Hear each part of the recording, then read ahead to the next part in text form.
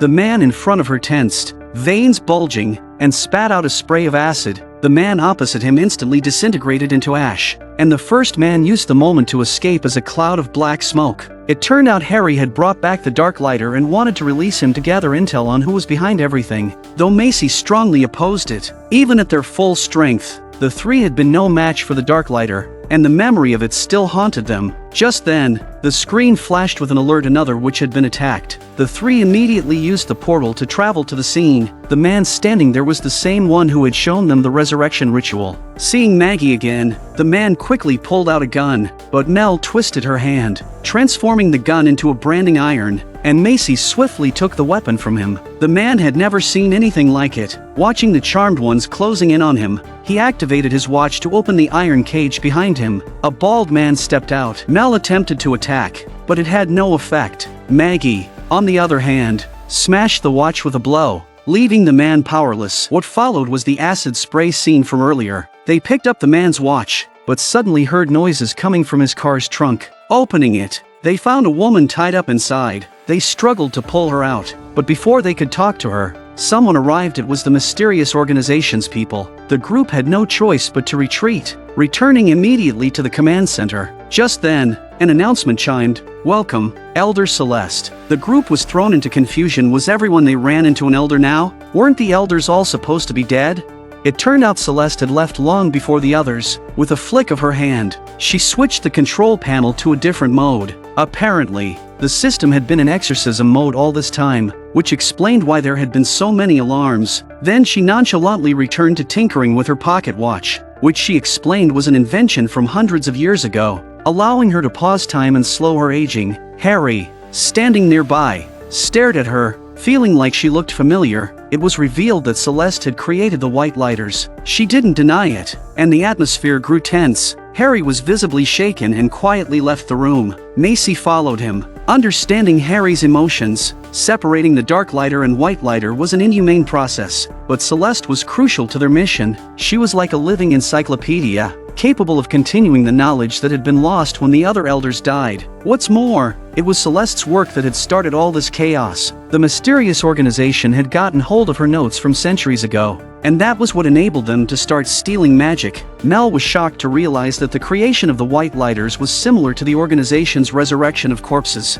in that both processes involved granting magic to the dead. Celeste grew serious at this. Taking out a notebook, in it were centuries of her research. She had hidden a backup copy in the old castle. The same one Harry had visited. The organization must have found it and uncovered the transfer magic. However, only powerful magical beings could decipher it, as it wasn't something mere mortals could understand. They speculated that the organization had bought their mother's amulet from their father and used it to free the Dark Lighter trapped in the castle. The Dark Lighter likely helped them decode the Elder's text, but the humans, lacking magic, were fumbling through the process with modern technology. The organization had also tracked down Celeste, which explained why she had been stuffed into a trunk. Celeste assured them that they had nothing to worry about no matter what the organization did. It couldn't stand against the power of three. Maggie, feeling disheartened, explained that they had lost the power of three. Celeste, catching on, asked if the energy had been cut off when they entered through the portal. Mel nodded.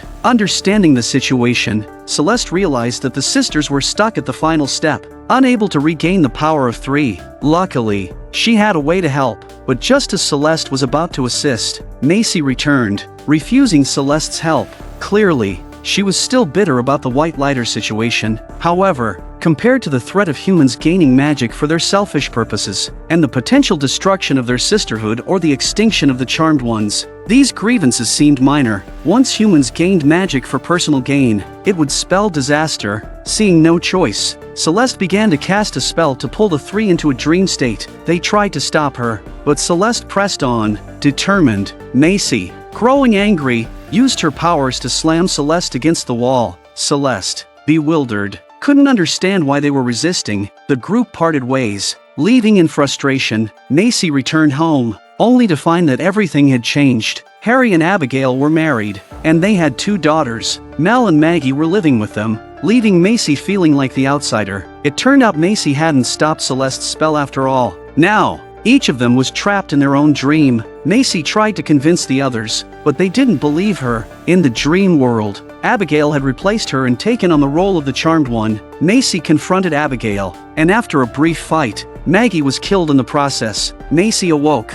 shaken, but relieved that it had only been a dream, though the fear lingered. Meanwhile, Maggie had a premonition the monster was heading to the exhibit center. She rushed to warn the people and evacuate them, but Jordan was acting strangely, as if he wasn't himself. Maggie looked into the mirror and saw herself as a young girl. She realized that they were still trapped in a dream, and the monster appeared in the hallway. As the creature approached, Mel suddenly tapped her on the shoulder. Maggie turned around, but the monster had vanished. She explained the situation to Mel, only for the monster to reappear and strike Mel down. Macy arrived just in time, and both realized the gravity of their predicament. If Macy died in the dream, it could be the end. Back in reality, Harry returned to find Celeste still performing the spell. Mel woke up in a mental hospital, calling for help, but no one responded. Meanwhile, in the real world, Harry picked up a dagger from the wall and pressed it against Celeste's back. Celeste explained that it was just a basic dream spell meant to make the three face their deepest fears so they could accept the power of three. But she admitted she might have made a mistake. They were supposed to wake up at the moment of death,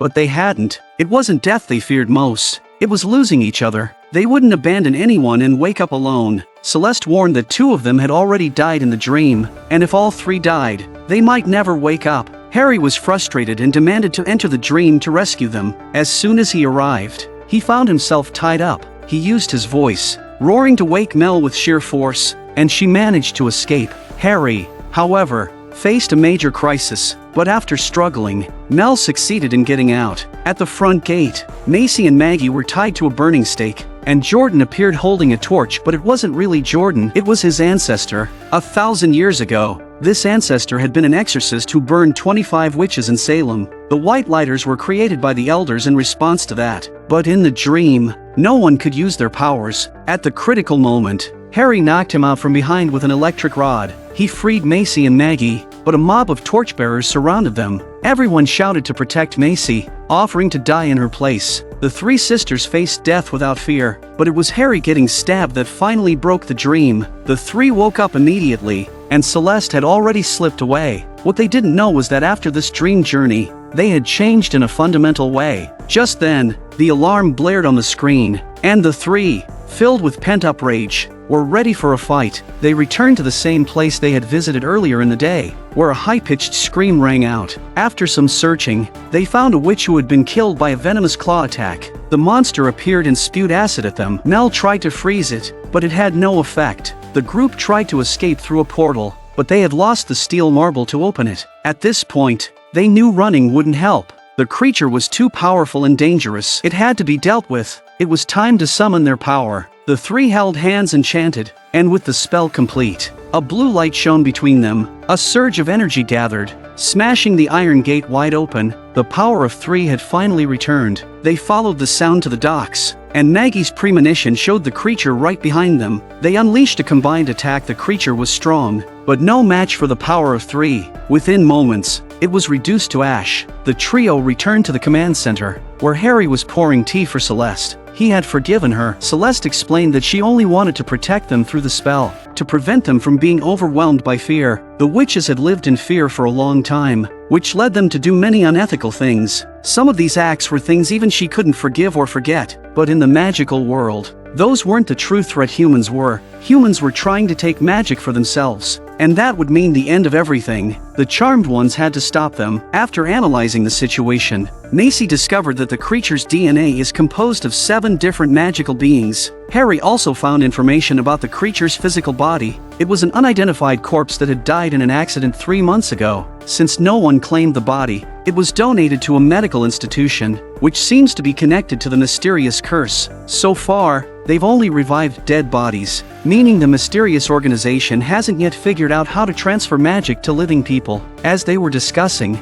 Macy's phone rang. It was her love interest, Julian. The two immediately grabbed some coffee together, and Julian gifted Macy a luxurious necklace. Meanwhile, Harry went to that medical institution, but the entire building was cloaked in an energy field, preventing him from entering easily. He quickly found Jordan, realizing he'd need a body to get in. Poor Jordan was about to be that body. The two teleported to the facility, with Jordan trembling in fear. Having never experienced anything like this, Harry found a hearse and handed Jordan a vial of fake death potion. Ever gullible, Jordan swallowed it down. Harry then pushed Jordan inside to donate the body and managed to bluff his way through with the staff. As Harry snooped around, he stumbled upon a warehouse filled with jars, possibly containing magical creatures. Suddenly, a woman approached him, mistaking him for the Darklighter. At the same time, Jordan woke up. The air filled with a strange tension. The water in his cup froze instantly. It was the spirit of the witch who cursed his family, warning him about a demon bearing gifts and telling him to alert the Charmed Ones that their hiding place was no longer safe. Jordan was sent back to the living world, clearly showing that as the Charmed One's power returns, danger is creeping closer. Upon waking, Jordan disguised himself as a janitor, since no one would expect a dead body to come back to life. And Harry passed by with the woman without exchanging a word. The woman took Harry to the headquarters, while Jordan could only memorize the license plate of the car. The next day, Maggie received a call from Jordan, who was still shaken from his experience. His pockets were empty. Being dead wasn't great for his finances, so Maggie quickly rescued him from far away. Meanwhile, Mel found out that the license plate belonged to Julian's company. At that moment, Macy was about to return the expensive necklace when Maggie called to inform her that Julian was bad news. Macy, shocked by this revelation, couldn't believe it. Her boyfriend was handsome, wealthy, and kind. He couldn't possibly be the villain. She handed the necklace to Maggie,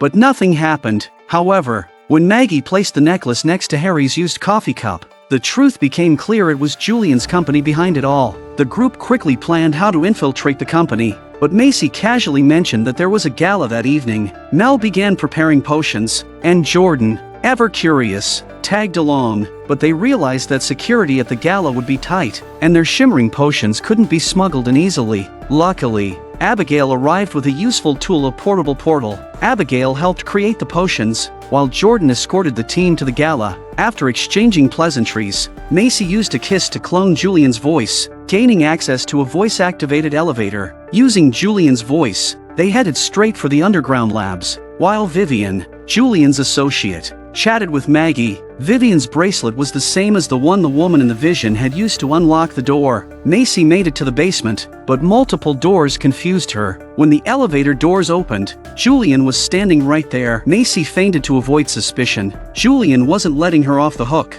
though, and continued to press her for answers. Macy questioned him about the testing rooms, and Julian confessed. He explained that he had been in a car accident as a child, where his parents died instantly, and his sister was thrown from the vehicle. A man suddenly appeared out of nowhere. It was a white lighter, but instead of saving his sister, the white lighter rescued a witch in another car. Julian watched as they left, and that moment fueled his obsession with proving the existence of magic. Back at the gala, the group snuck into the basement once more, using a detector to locate the secret room. Maggie's premonition helped them crack the password. Inside, they found several pods, along with a corpse in the center. They searched frantically and eventually found Harry, frozen in one of the pods. At the same time, Vivian and the investors arrived, only to find the password had been changed. Meanwhile, Macy struggled to free Harry but accidentally activated the machine. The magical creatures in the pods had their energy drained and injected into the corpse. One by one, the creatures were drained,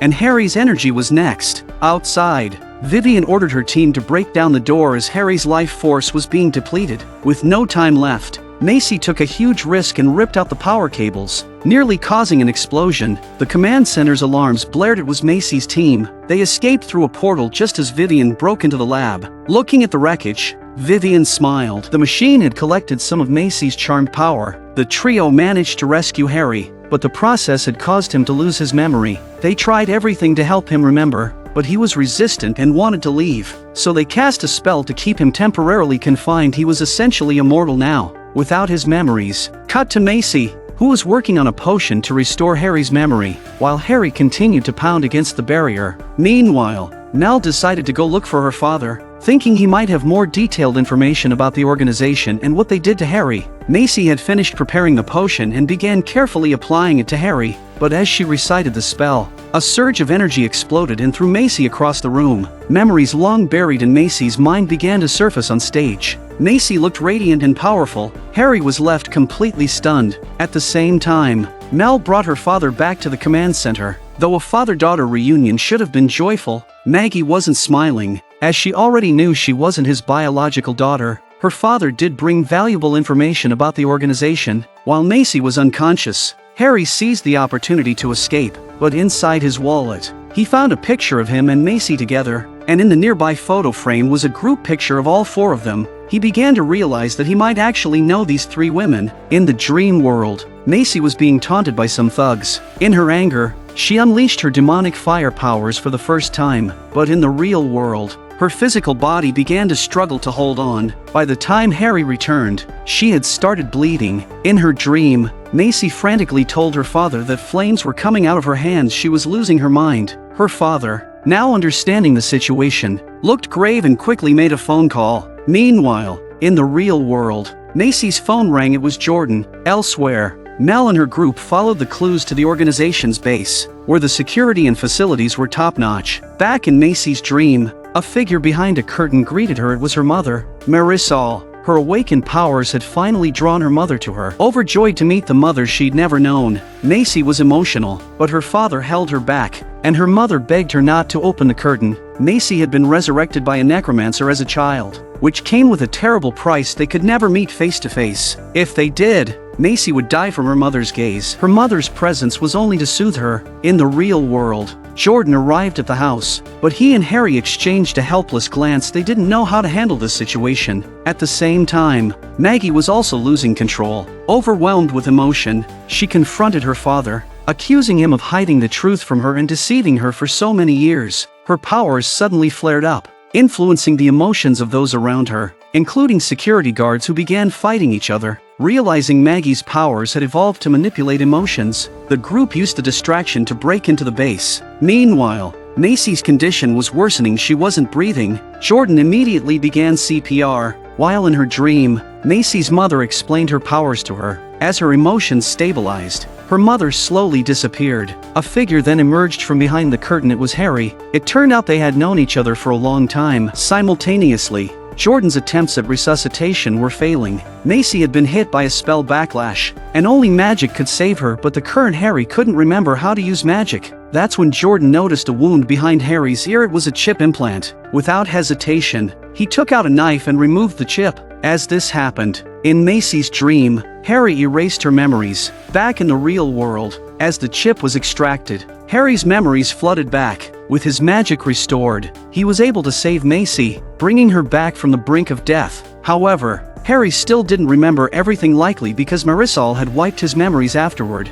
Meanwhile, the group inside the base had been discovered, but the guards mistook them for VIPs on an inspection tour. Outside the base, the real mastermind was preparing to infiltrate, and the group finally saw the secret within a massive number of imprisoned magical creatures. The mastermind revealed himself to be none other than Macy's boyfriend, Julian. Back at the command center, the organization began its assault, installing surveillance cameras and magic detectors in the hallway. One of the workers snapped a picture and discreetly sent a warning to Maggie. Both Maggie and Mel knew Julian was after them, and they rushed upstairs to warn Macy. But before they could reach her, they heard crashing sounds. Inside Macy's room, things were heating up in more ways than one. Concerned for her sister, Mel and Maggie burst into the room, only to be greeted by a strange and awkward scene. Quick to catch on, Mel glanced around and understood immediately, but there was no time to linger. They needed to figure out Julian's true intentions. He wasn't just after them. He had bought the exhibit center to find the black amber and the sacred tree. If he found them,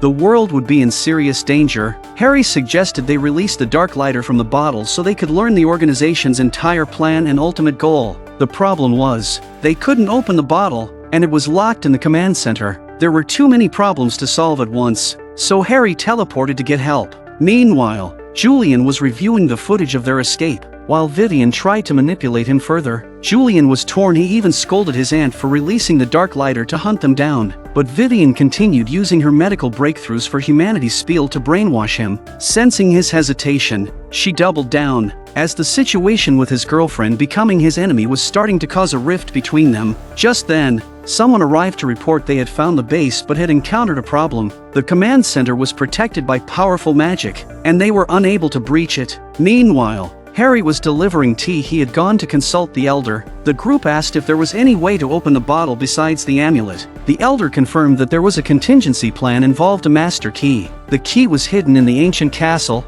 and finding it would allow them to release the Dark Lighter. Harry was about to take the Elder to find the key, while the others needed to return to the command center to retrieve the bottle, but Julian had sealed off the place. The main door was blocked, and they didn't leave through the portal, so they had no portal marble. The Elder, however, remained calm, saying they just needed to find a witch who had renounced her powers but was still protected by magic. Such witches had a marble they could use to return to the command center and reclaim their powers as witches. Everything was now clear, and it all came down to the final confrontation: who would win or lose. To release the Dark Lighter and gather intel, the group split into two teams. Mel's group went to find a witch protected by magic. These witches were those who had given up their powers to live as ordinary people. They carried a marble that would allow them to return to the command center and regain their magic if they ever wanted to be witches again. Mel happened to run into an old acquaintance, her ex-girlfriend. Meanwhile, the Elder and Harry arrived at the ancient castle, which had already been damaged by Julian's group. The key was hidden inside a statue. On the other side, Ruby handed the marble to Mel, but this one looked different from the usual portal opening marbles. At the same time, Julian's team was trying everything to break through the barriers to enter the command center, but their efforts were unsuccessful. Vivian urged Julian to seek Macy's help, but Julian didn't want to exploit her. In fact, seeing what they were doing made him feel it was all too much. Sensing her nephew's hesitation, Vivian knew she couldn't let him ruin things at this critical moment, so she showed him something on her tablet, and Julian's heart melted instantly. It turned out that after the car accident that killed his parents, his sister had been thrown from the car but didn't die. She became comatose. The white lighter who appeared had saved the witch in the other vehicle but didn't save his sister, and this was why Julian had been searching for magic all these years. He wanted to use magic to wake his sister, and Vivian was clearly using this to manipulate him. Back with the group, after receiving the marble, they immediately built a portal. Macy was the first to jump through, but the portal shrank right after. Seeing this strange occurrence, Maggie quickly followed. Mel tried to enter, but the portal shut and flung her back, and the marble dropped to the floor again. It seemed that Macy and Maggie were now inside the marble. Macy tried to use magic but found it had no effect on the marble. Outside, Mel quickly picked up the marble and placed it under a microscope, where she actually saw the two of them inside. Meanwhile, the Elder was telling Harry about an ancient legend of being known as the Conqueror once tried to claim everything for itself. The first generation of the Charmed Ones had used their combined power to defeat it. Now, Julian might be the second Conqueror, and if he succeeded, the magical world would be wiped out. The Elder also expressed concern that Harry's feelings for Macy were affecting his duty as a protector. Harry promised that his emotions wouldn't interfere with his responsibilities. And just then, they found the statue. The Elder took the key from the base of the statue, and they immediately teleported back. Once back at the command center, the Elder explained that a witch would need to guide them through the portal. As there wasn't just the issue of the marble, there was no oxygen inside, and the two of them wouldn't last long. What little oxygen remained was quickly running out, but just as they were about to lose hope, a portal opened, and the two of them fell out. It turned out that Mel had found Ruby, the owner of the marble, and brought her through the portal. The two were saved, and the group finally re-entered the command center, which had been sealed off by Julian. The Elder immediately began preparing to release the Dark Lighter, but the command center began to shake violently. The magical barrier wouldn't hold for much longer, and Julian's team was close to breaking through. After discovering Macy's identity as a witch, Julian began to reflect on their actions. The fact that they had been hurting magical beings for their purposes left him confused and conflicted. Vivian continued to manipulate him, claiming that magic could save lives. Julian wanted to witness this miracle firsthand. Soon, they arrived at a hospital room, where Julian's comatose sister had been lying for over 30 years. Vivian took out some black amber and dripped a few drops into her mouth. Miraculously, Julian's sister briefly woke up. Though the moment was fleeting, it gave Julian hope. Vivian seized the opportunity to push him further, telling him they needed to find the tree to get more black amber. Julian, with his sister as his only weakness, was swayed and launched an all-out assault on the command center. The Elder quickly organized the group, planning to cast a trap spell. Harry would act as the anchor, drawing the Dark Lighter into the trap where they could confine him. The Elder sternly warned Harry not to leave the circle, no matter what happened. With that, she opened the bottle, and the unleashed energy knocked everyone off their feet. Concerned for the others, Harry broke his focus, and the Elder tried to stop him, but it was too late. The Dark Lighter manifested outside the circle and punched Harry. Then, he located a portal and began to escape. At the last moment, Ruby, using her inherited wind magic, blew the Dark Lighter back into the trap. The two identical versions of Harry wrestled on the ground, and finally, they managed to snap magic-suppressing handcuffs onto the Darklighter. Harry, feeling guilty about his earlier mistake, realized that his feelings for Macy were indeed clouding his judgment. After much inner turmoil, he allowed Maggie to use her powers to modify his feelings for Macy. Meanwhile, Ruby chose to remain a normal human, while Julian, desperate for magic, yearned for it more than ever. As a witch, Ruby was ready to give it all up. The things we can't have always seemed the most tempting.